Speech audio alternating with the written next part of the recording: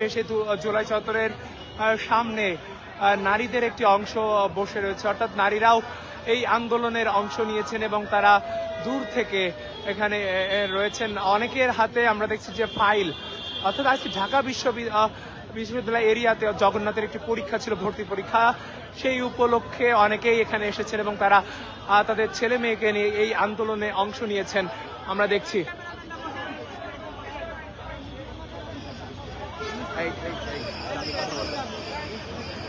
কথা আপনাকে নেব কেন?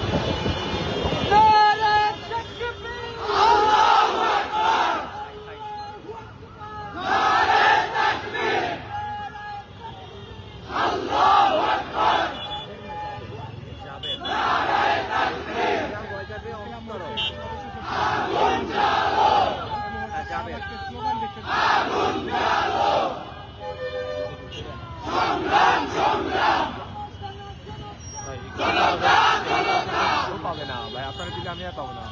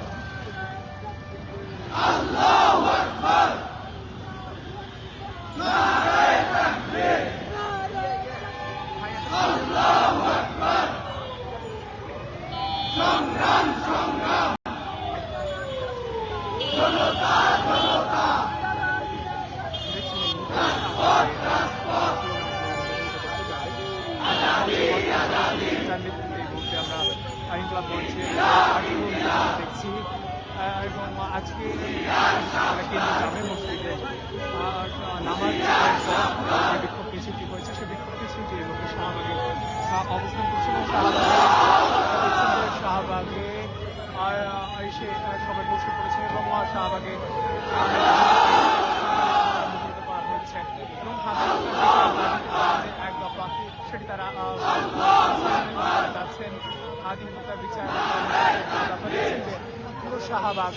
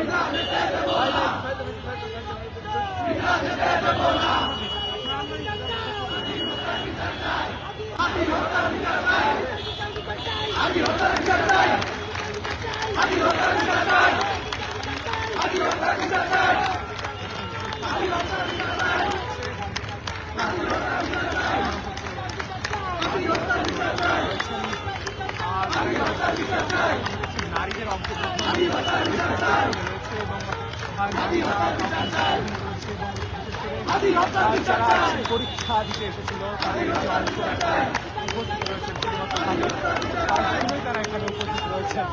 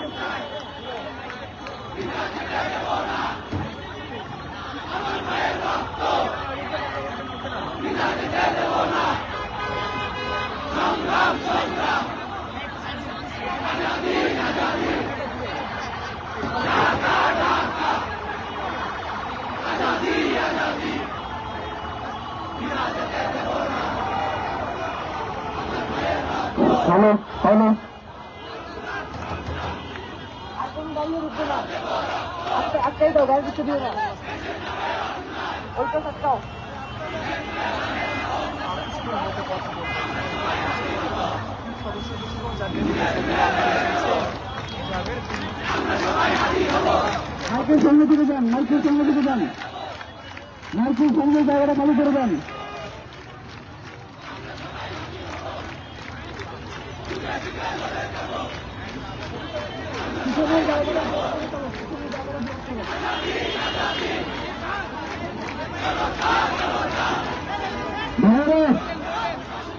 ভাইয়েরা একটু দৃষ্টি আকর্ষণ করি, এই পাশের জায়গাটাতে সবাই ছড়িয়ে বসে যাই। আমরা কেউ দাঁড়িয়ে থাকবে না, পেছনে সবাই বসে যায়, পেছনে সবাই বসে যাবে, কেউ দাঁড়াবে না। ভাইয়েরা কেউ দাঁড়াবে না, পেছনে সবাই বসে যাবে। আমরা বসে যাওয়ার পরে সাংবাদিকের তার পেছনে থেকে বাইক দিবে, সামনে থেকে না। সবাই বসে যাই, সাংবাদিক এসে বসে যাওয়ার পর থেকে দাঁড়াবে।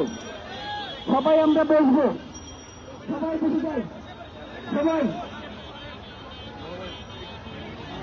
সবাই বসে যাই, সবাই এই সাইডটাতে সবাই বসে যাই ভাই, এই সাইডটা ভাই আমার দিকে তাকান, এই সাইডটা সবাই বসে যাই, ক্যামেরা দাঁড় করে বসে যাই, সবাই থাকবে না, নয়তো পেছনে যাবে। এই সাইডটাতে সবাই বসে যাবে, কেউ দাঁড়াবে না, কেউ দাঁড়াবে না, আমাদের রিক্সার টিকিট এই রাস্তা যাওয়া যাবে না, এই রাস্তা আমাদের বসে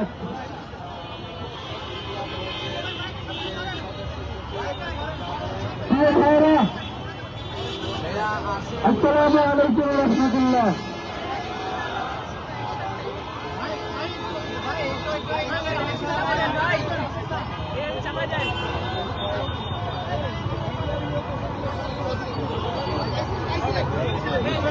ভাইরা, আজকে হাবি ভাইকে শহীদ করার ১৫তম দিন,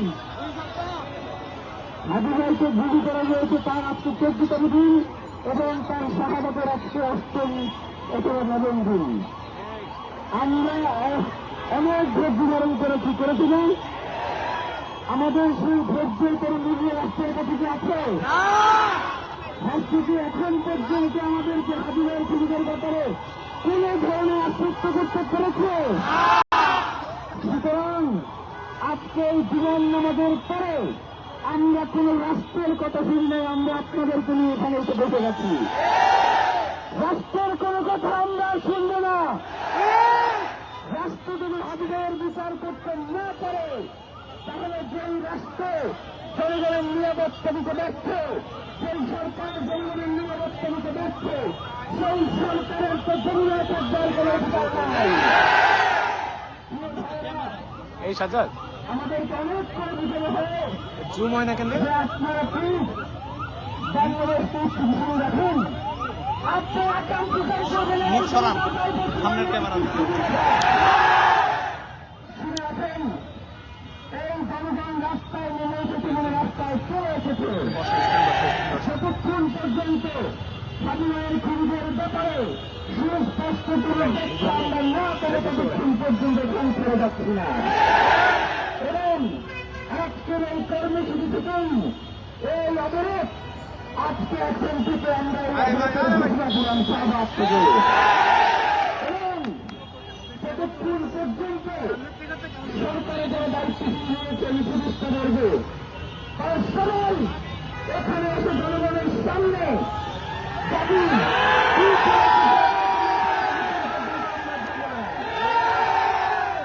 রাষ্ট্র স্থিতিশীল রাখার দায়িত্ব জনগণের নাই, সরকারের। সুতরাং এই জনগণের কোনো ঠিকানা নেই নিজের রক্ত বারংবার যে এই রাষ্ট্রকে দায়িত্ব অব্যাহত রাখে। আমরা বাংলাদেশের স্বাধীনতা সার্বভৌমত্বকে যেভাবে রক্ষা করতে যাবেন, বাংলাদেশের স্বাধীনতা সার্বভৌমত্বকে বিরক্ত করতে চায়, তাদেরকে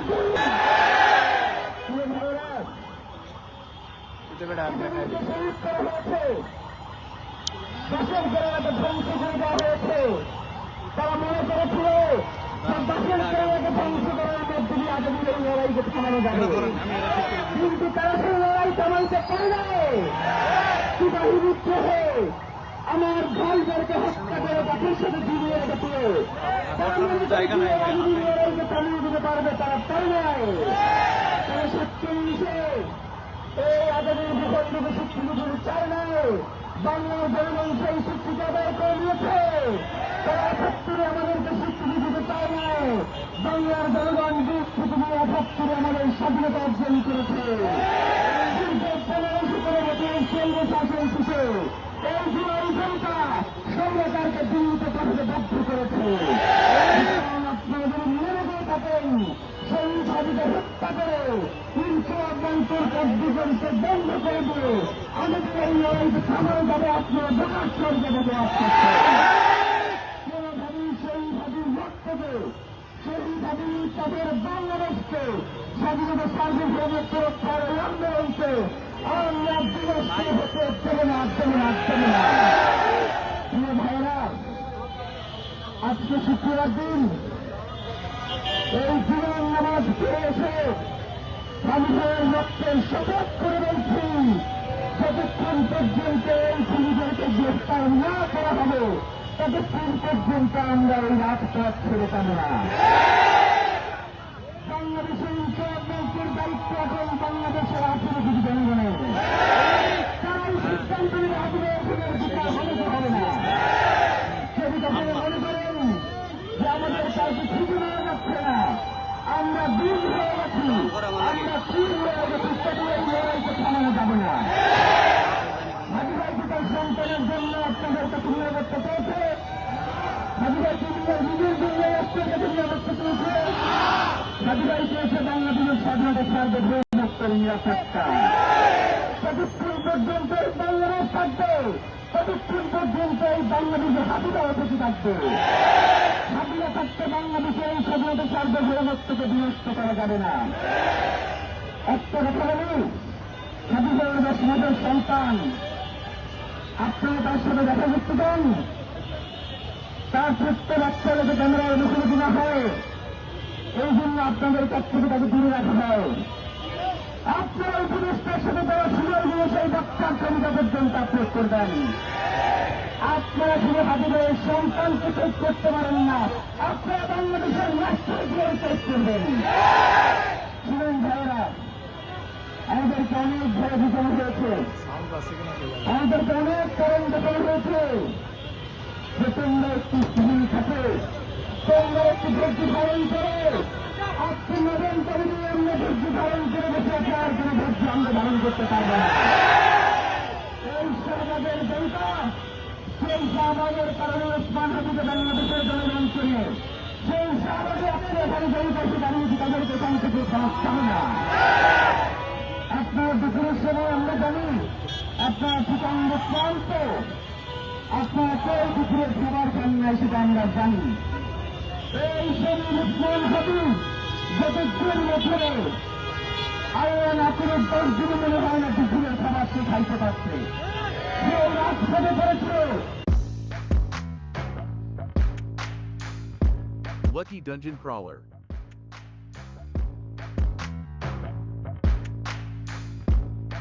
Download today and get started.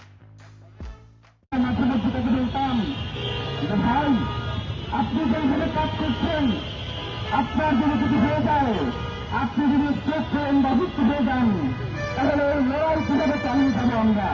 তখন সে একটা উত্তর দিয়েছিল, বলেছিল যেমন আমরা 54 বছরের রাষ্ট্রের জন্য কিছু করতে পারি নাই, আর আমাদেরকে একটা সুযোগ দিতে, এখন আমাদের আর কোনো ঘুমাবার সময় নাই। শহীদ হাদিকে যারা ঘুমাতে দেন নাই, আজকে যাকে শাহবাগের মধ্যে এখানে যাকে দাফন করেছেন আপনারা, আপনাদেরকে দাফন করে না পর্যন্ত আমরা ঘরে ফিরে যাব না। বাংলাদেশের জনগণ এই মুহূর্তে শুধু একজন পিছনে, যে বাংলাদেশের জনতার সাথে, বাংলাদেশের স্বাধীনতা সার্বভৌমত্বের সাথে দখলদারি করে নিয়েছে ওসমান হাদি। তারা কাউকে বিশ্বাস করতে না, তারা শুধু চেয়ে থাকতে হাদি কি বলবে, হাদি কি করতে চলছে আমার বাংলাদেশের কথা। সুতরাং এই জন্য মনে করেছিল যদি হাদিকে চালিয়ে দেওয়া যায়, তাহলেই মনে যায় বাংলাদেশের যে লড়াই, বাংলাদেশের জনতার যে অবস্থা, সেখান থেকে বাংলাদেশের জনগণকে শুনিয়ে রাখা যাবে। বাংলাদেশের অঙ্গি জনগণ এখানে সুশিক্ষিত হচ্ছে, এরা প্রত্যেকের একজন হাদি হয়ে এখানে এসেছে। সুতরাং আমরা চিত্তকণ্ঠে ঘোষণা করতে চাই, আমরা দৃঢ়ভাবে জামের কথা বলছেন এবং আর সামনে নেতা কর্মীদের বসে গেছি